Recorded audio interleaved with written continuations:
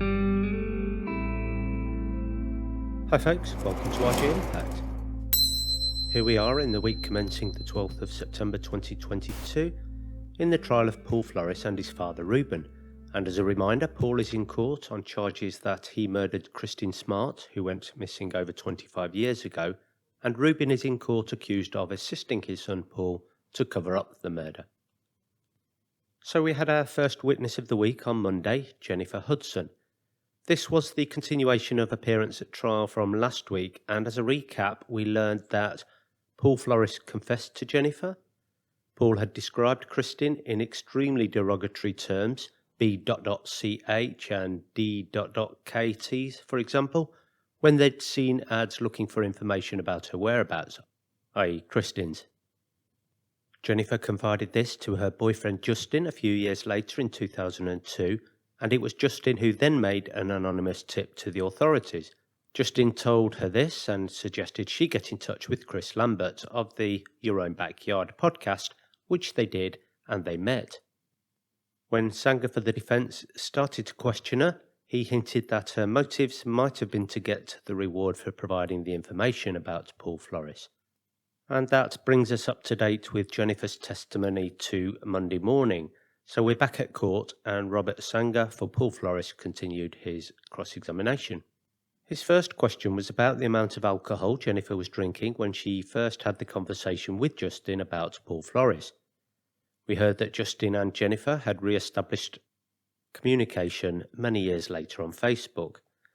An example of Sanger's approach was, at the time you had the conversation with Justin in 2002, you were drinking a fifth of whiskey a day, correct? Pouvrel objected and Judge O'Keefe sustained it. You were drunk when you had the conversation back in 2002? Jennifer responded, yes. Sanger kept pressing on the amount of alcohol, but objections to this were pretty much sustained throughout. In one exchange, Sanger said, and he gave you Chris Lambert's phone number? Jennifer responded, yes. And he said that he had told Lambert about how serious you were about not having your identity exposed?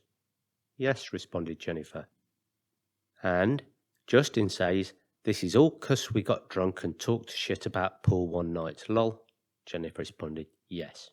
And it wasn't until November the 14th that you actually called Detective Cole for the first time. I don't remember the exact date, Jennifer responded.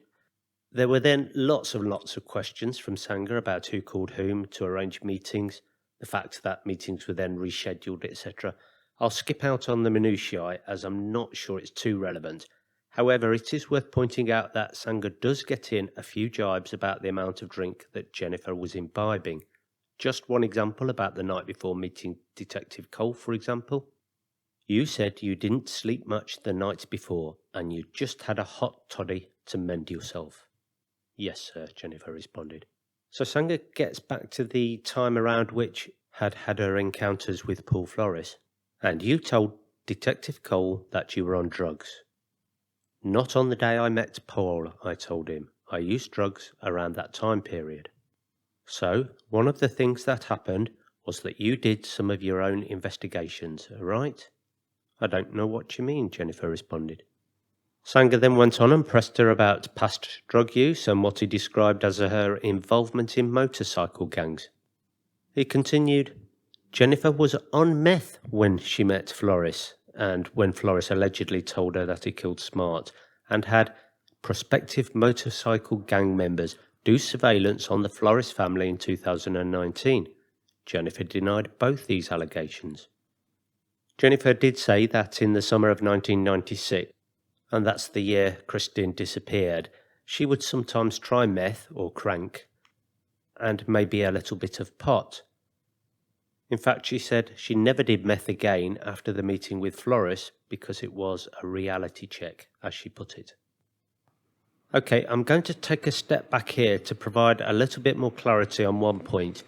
There was a pre-trial motion which had banned all of the attorneys from asking Jennifer about her motorcycle gang affiliation. Apparently, she'd not met any members of this gang until around 15 years after Flores allegedly admitted he murdered Kristin. Did this stop the defence from banging on about it? Oh no, it didn't. both Sanger and Reuben Flores' attorney Harold Messick alleged Jennifer had prospects or prospective motorcycle gang members do surveillance of the Flores family in 2019. For example, do you remember saying that you were, in quotes, posting prospects to keep an eye on Paul Flores? What are prospects? Jennifer responded. Friends, said Sanger. What kind of friends? Said Jennifer. Friends, Sanger responded. Biker friends. I don't have biker friends, she responded. Okay, regardless of the ins and outs of particularly how relevant bikers are or aren't to this, the defence are pretty much ignoring the pre-trial motion, and the judge took a break at this point, I suspect, to actually address this issue with them. Sanger then came back and picked out a post on Facebook which said, my guys say that they didn't think Paul was home after posting a prospect at his mum's house and 2 out in Huasna. You're talking about posting prospects? And Jennifer responded, I didn't send anybody out there. So you were not associated with a motorcycle gang growing up? And Pouvrel jumped in immediately. Objection, irrelevance, and Judge O'Keefe sustained it. Good grief. Even though the objection was sustained, Sanger is still putting it into court. Clearly this is heard by the jury anyway, and they can't unhear it. Sanger is trying to attack the credibility of witnesses as his tactics rather than attack the evidence, and this has been his modus operandi since the start of this trial. So does he stop? Absolutely not. His next question. I'm asking you now, under oath, was this a friend in a motorcycle gang or not? Pouvrel again objects on relevance, and it was sustained by the judge again. The judge does eventually intervene. Mr. Sanger, maybe it's time to move on, which Sanger immediately ignores. Are prospects people? And Jennifer responded, yes, they're people. Sanger, people associated with a motorcycle gang? Geez. Now, just in case you're not sure, I think the reference to prospects are references to wannabe gang members who are affiliated with a gang, and apparently a few of these did hang around the Flores home at one point to see if anything incriminating might be happening. Eventually, we moved on. So Jennifer said that she had heard Flores had returned to town shortly after she talked to law enforcement and called a friend to, in quotes, help me out, because she was afraid of him or his family and that they would come after her. Quite a state of mind to be living in, I think.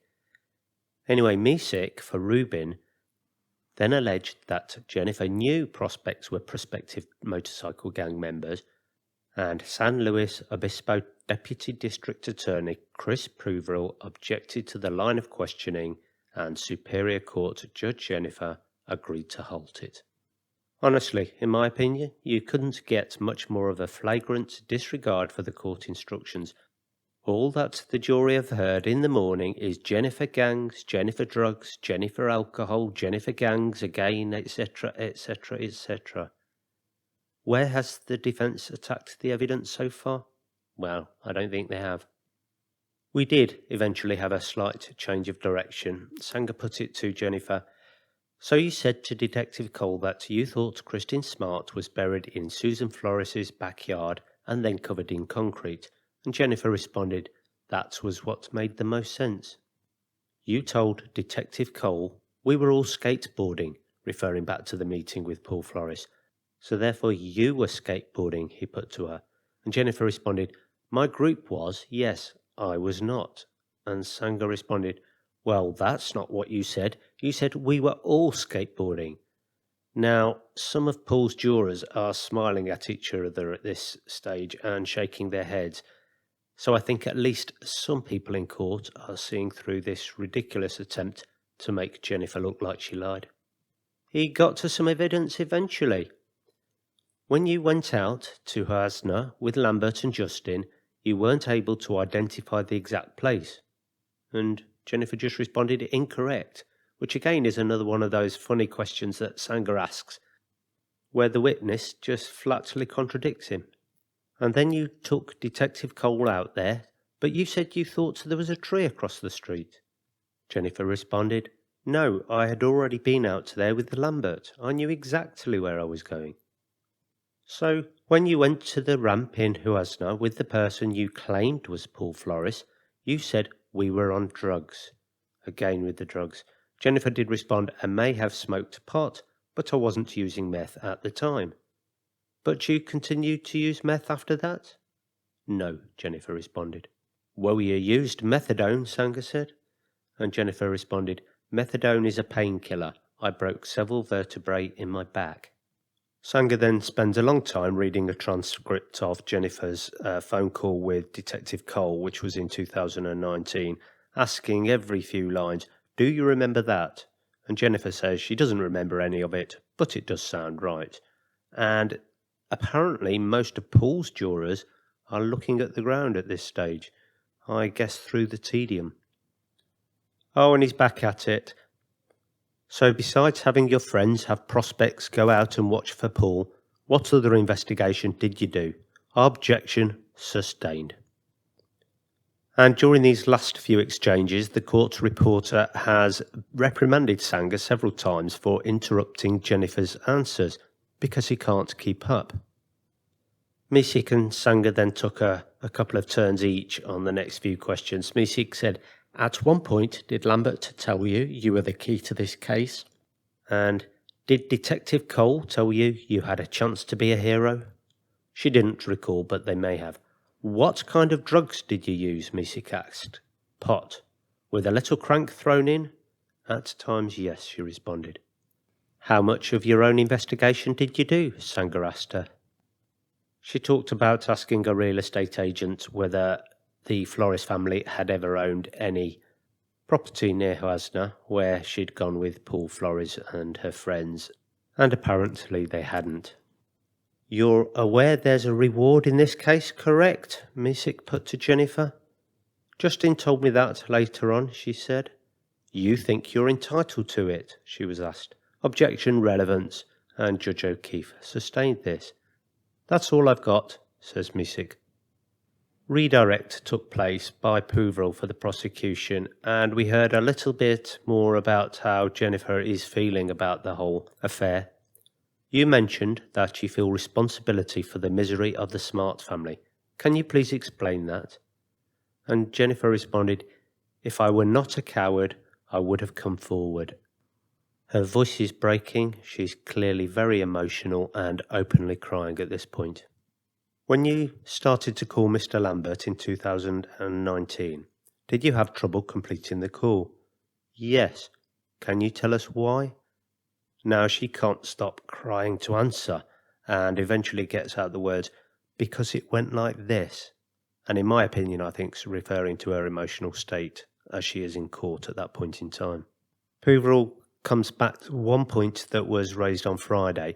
Did you tell Detective Cole that you vividly remember Paul Flores telling you that B.ch was a D.T's? And yes was the response. What else did Paul tell you? That he'd had enough of her and he put her out under or by the ramp at my place. Sanger on redirect, and all this time you didn't contact law enforcement until you had all of this contact with Justin and went out to Huasna with Justin and Lambert. Yes. And you joked with Justin, he said. I wish Paul Flores would just kill himself. And you responded, that would be ideal. And Jennifer responded, that wasn't a joke. Misik back again. You're not being truthful when you said you don't know what a prospect is, correct? Objection, relevance, Judge O'Keefe sustained. Geez, so the last question placed before her testimony wrapped up was about her knowledge of biker gangs. Misik and Sanger are a real pair, aren't they?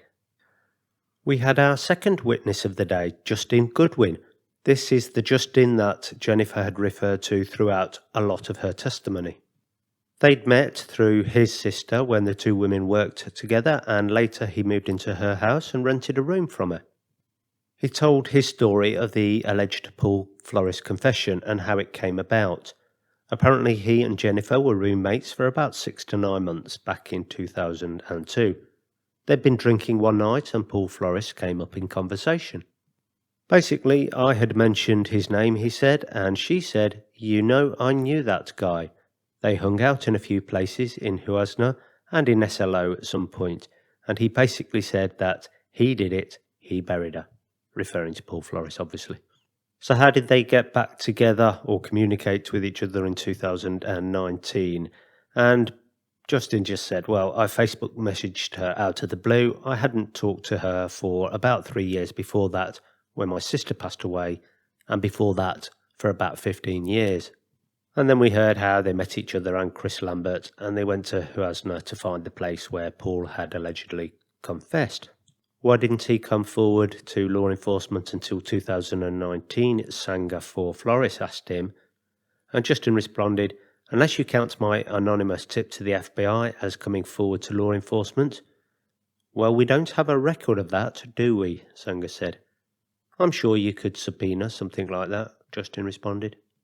But you didn't submit the tip to the podcaster in 2004 though, did you?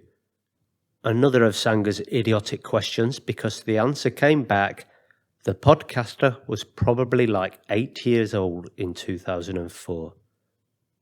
We did hear that Justin had an image on his Facebook page that said something like justice for Kristin Smart, and he said it did at the time, and I guess Sanga is trying to provide a motivation for Justin to elaborate the truth, and elaborate is my word. And again Sanga does it. Why didn't Jennifer want to talk to law enforcement? Justin responded. I don't know, probably because she was scared. And Sanga then said, well, you knew her background.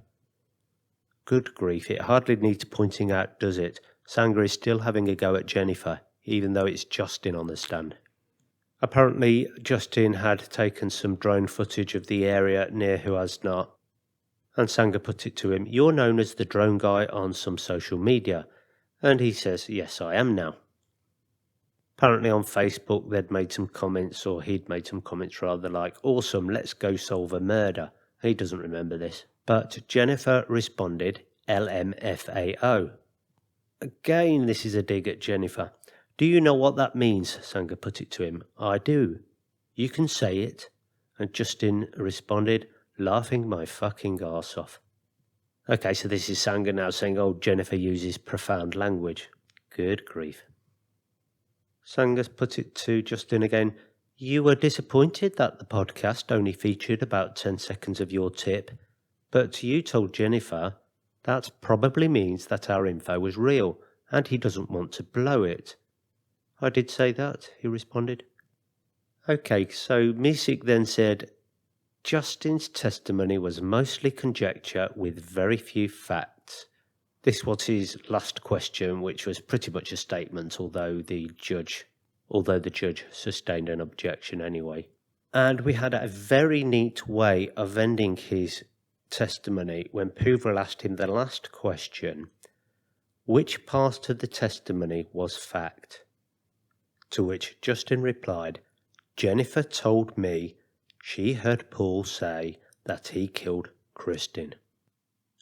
And that last sentence, which provides corroborating evidence for Jennifer's story about Paul Flores' confession, I think is the nutshell of the day's testimony, a well-placed ending question by Puvril. So towards the end of the day, a juror met with the judge to express concerns about the aggressive questioning by the defence, asking the same question over and over again, for example.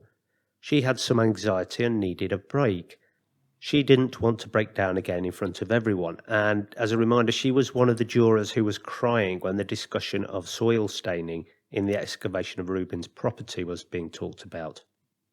There was then quite a lot of discussion raised by the defence about whether she could be impartial, and the judge asked her questions about this, and she says she can be, and of course Sanga now wants her removed from the jury.